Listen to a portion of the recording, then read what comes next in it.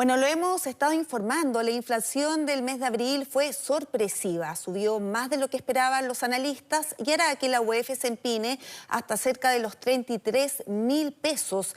Vamos a conversar sobre esto y más con el expresidente del Banco Central, Vittorio Corvo. ¿Cómo está, Vittorio? Gracias por estar con nosotros acá en Mega Noticias Alerta.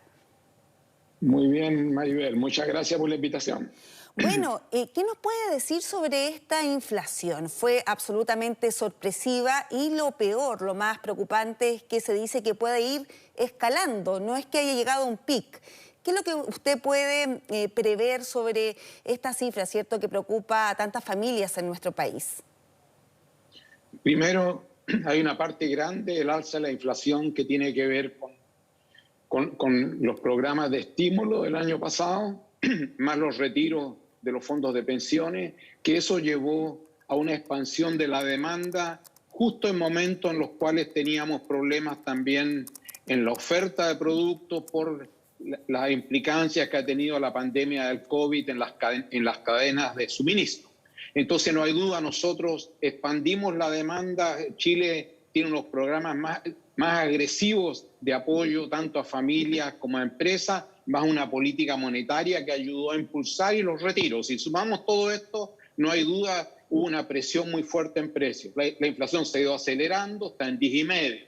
Pero ahora tenemos otra fuerza, que es la invasión rusa a Ucrania, que eso ha terminado también creándole otro problema a las cadenas de abastecimiento, porque grandes oferentes de trigo y productos agrícolas y fertilizantes son justamente tanto Ucrania como Rusia.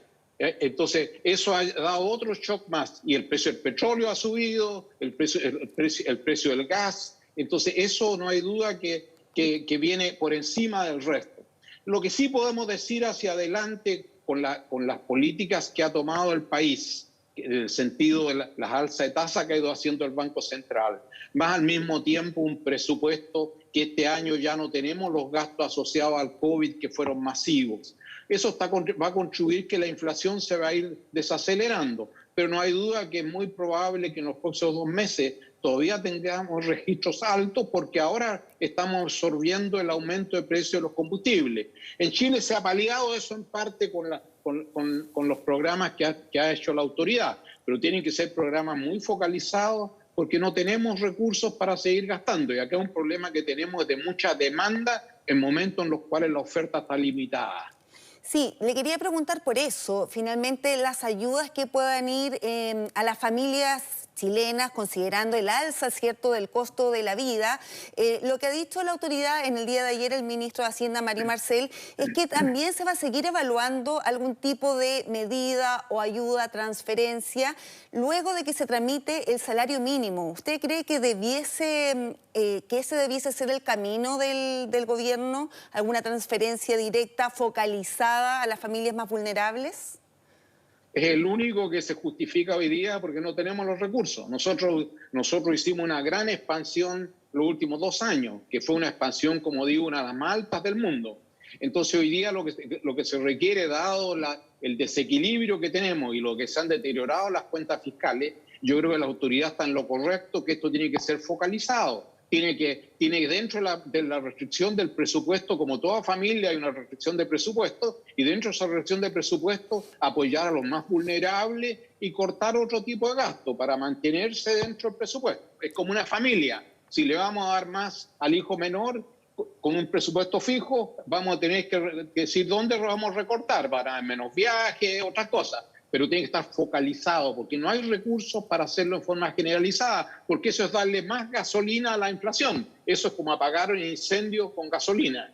O sea, tiene que ser solamente las familias más vulnerables, no un IFE como se vio, bueno, en los años anteriores esto por la pandemia. Se lo pregunto también porque algunos parlamentarios lo que quieren impulsar es un IFE, un ingreso familiar de emergencia de invierno, acotado para, digamos, esa temporada, para sortear, ¿cierto?, esta alza en diferentes productos. ¿Qué le parece a usted lo que se propone? O sea, los recursos no están. O sea, si nos dicen cómo se va a financiar, los recursos no están. O sea, lo que hay que hacer tiene que ser focalizado. Y el resto, lo que tenemos que también de hacer, cómo seguimos ayudando para que el mercado laboral se formalice, se regularice. Todavía tenemos un mercado laboral muy golpeado por la pandemia. Entonces tiene más prioridad tener fuentes de ingresos más estables para las familias, y para eso hay que preocuparse de cómo reactivamos el mercado laboral. Eso va a requerir subsidio a la contratación de trabajadores,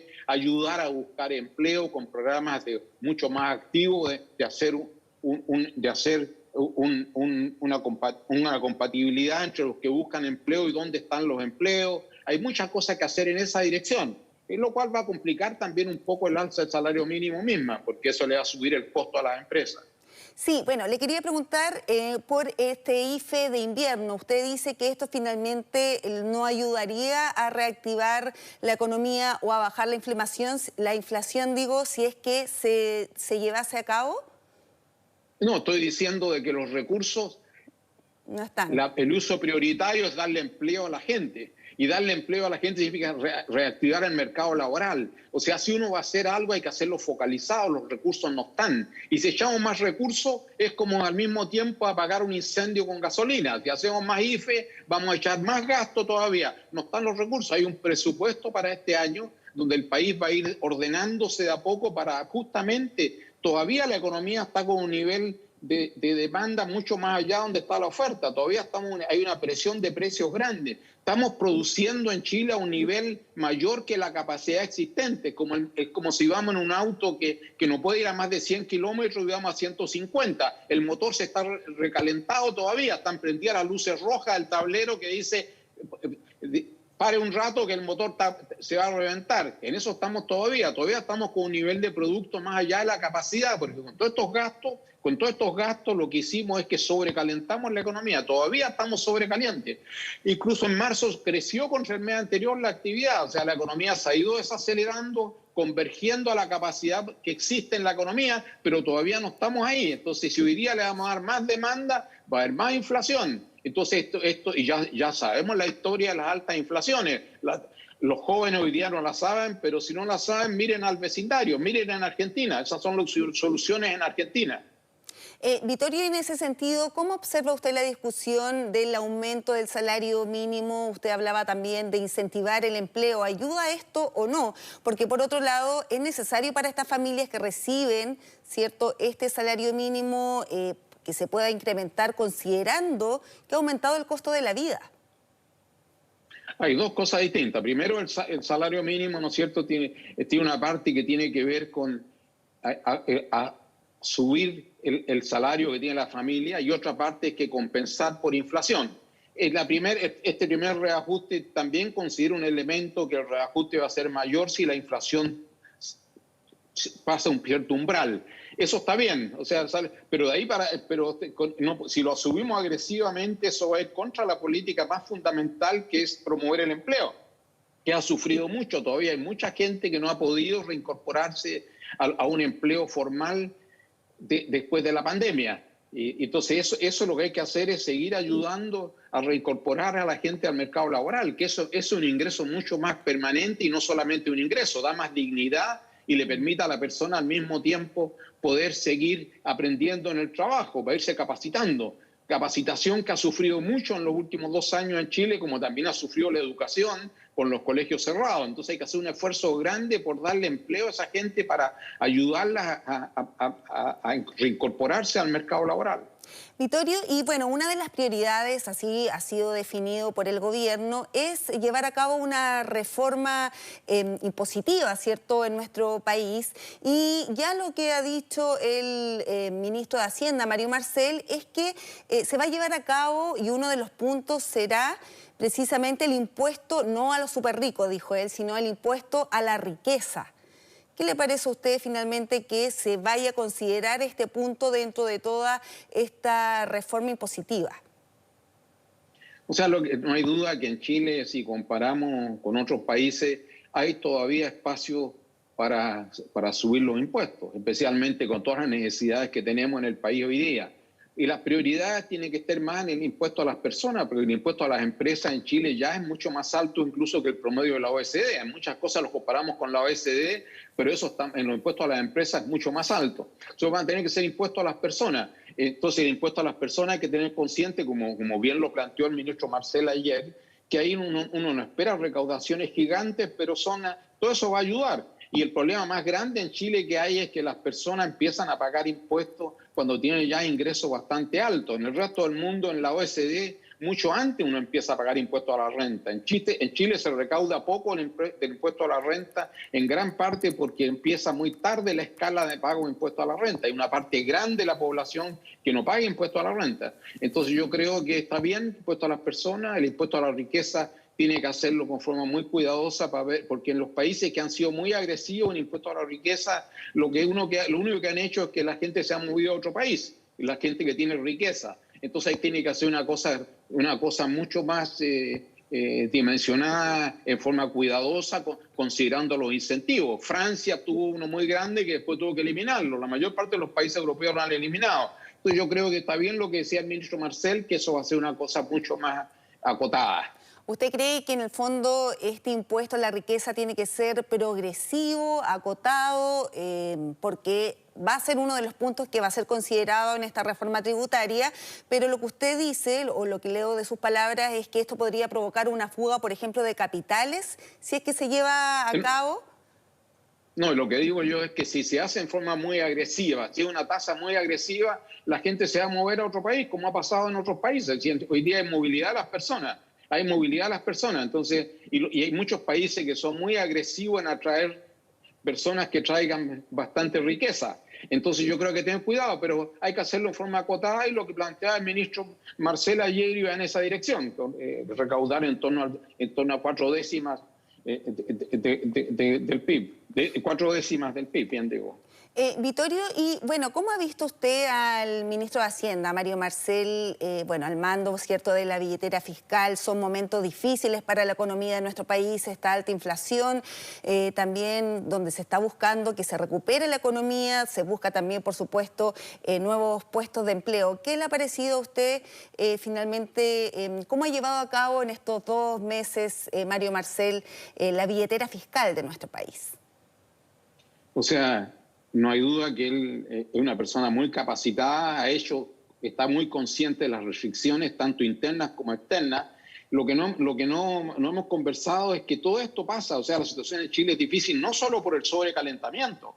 Esto pasa cuando la economía mundial se está desacelerando y con fuerza. China está paralizado, tenemos la cifra de comercio exterior que estuvieron constantes en 12 meses. El principal mercado nuestro es China, y China ha tenido una desaceleración brutal, lo cual está afectando el precio del cobre. El resto del mundo se está desacelerando. Estados Unidos se está desacelerando. Tuvo una contracción en el producto en el primer trimestre, una contracción.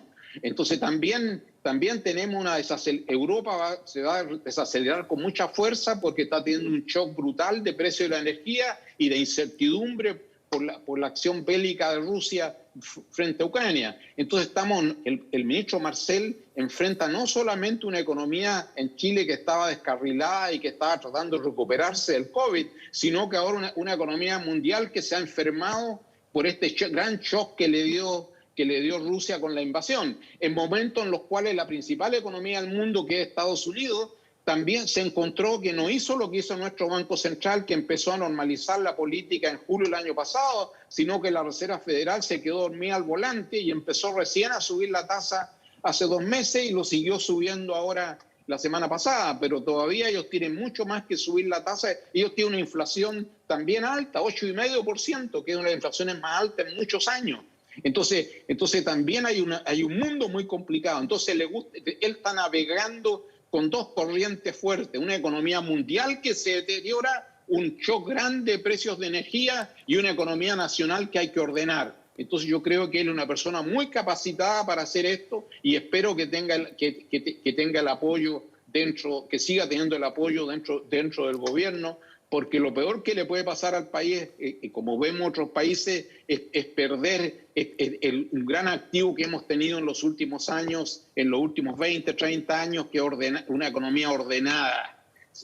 La economía ordenada le sirve a un gobierno de centro, de izquierda y de derecha. La desordenada no le sirve a nadie. Vittorio, por último, le quiero preguntar por el proceso que se está llevando a cabo en la Convención Constitucional. Primero, ¿cómo observa este proceso? Porque muchos han hablado de que se le está entregando incertidumbre al país, no se sabe finalmente cuál opción es la que va a prevalecer, rechazo o apruebo, y también lo que se ha discutido en torno al Banco Central. Bueno, usted es expresidente de este organismo emisor. ¿Cómo observa todo este proceso? Yo creo que yo creo que se ha ido madurando, pero yo creo que es muy importante mantener una prioridad clara en los objetivos del Banco Central, que está por verse en la aprobación final en el Pleno, que tiene que ver que el Banco Central tiene un objetivo claro, que es estabilidad de precios y del sistema de pagos internos y externos.